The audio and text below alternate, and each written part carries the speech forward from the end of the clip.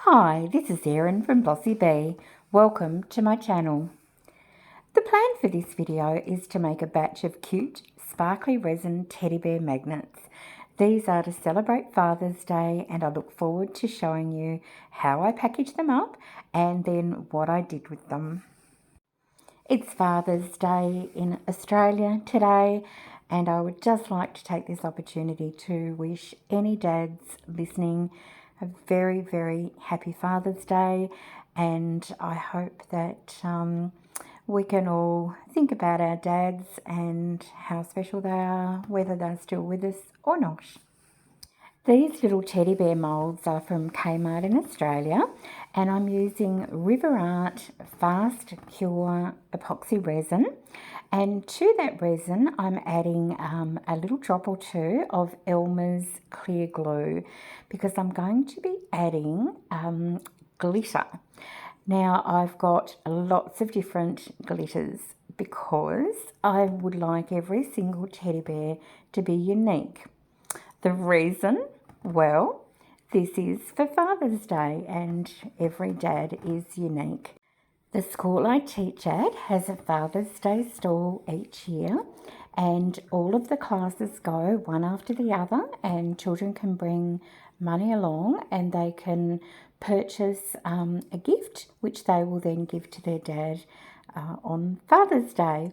And so I love the idea of making something that's pretty and sparkly, and you'll see in the packaging when I make that I'm trying to tie the whole theme in together. So these are for donating to our school association for our Father's Day stall, and that Father's Day stall was held last Wednesday and it was very successful. Lots of happy children with their little purchases, and today is Father's Day in Australia and lots of dads would have received their little gifts, and some of them could have been little Bossy Bee teddy bears, you just don't know.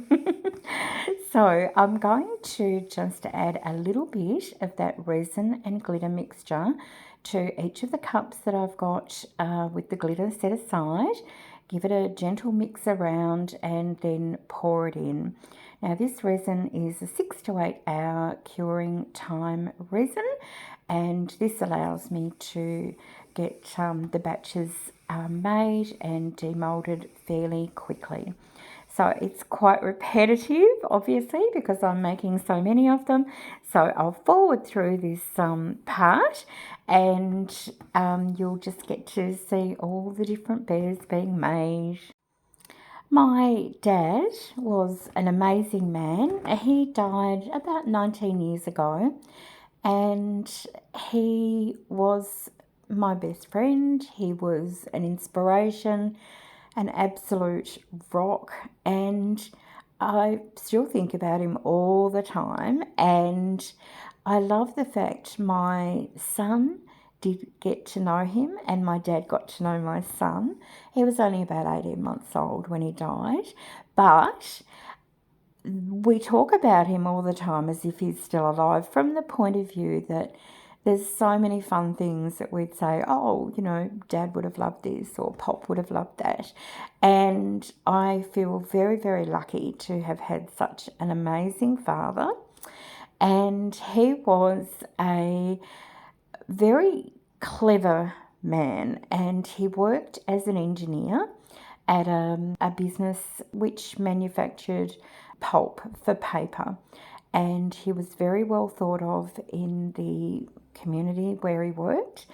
And you know, it's interesting when people die and you have a celebration of their life, and you know, people talk to you. It was so wonderful to see how many people felt that he was their best friend, that he was the person who got them started in life, and it was really lovely, very special. So do feel very, very fortunate, and I think that my father-in-law as well, I was very lucky to have an amazing man as a father-in-law. He unfortunately died quite young, but I knew him very well and miss him dreadfully too. He was a wonderful friend and an amazing dad. And yeah, so there's been two wonderful father figures in my life. And then, of course, my grandfather. My paternal grandfather I never met, but my maternal grandfather I was very, very close to. And we called him Pop.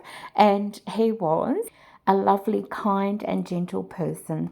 And I feel very, very lucky to have had him in my life as well. This is demoulding time for the first little batch, and they have come out so cute. I just love them.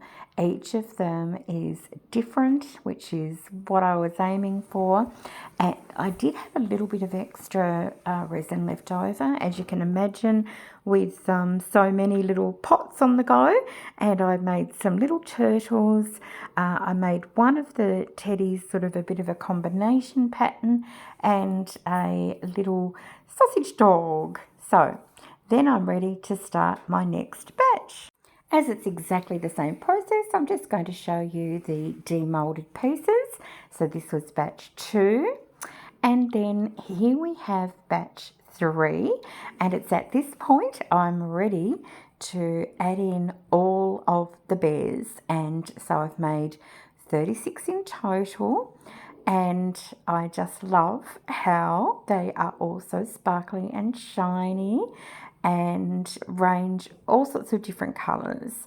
And some of them, if you have a look up the top left, some of them I've added in little extra embellishments like the little paper circles or dots and all sorts of little bits and pieces. I did want them to be unique.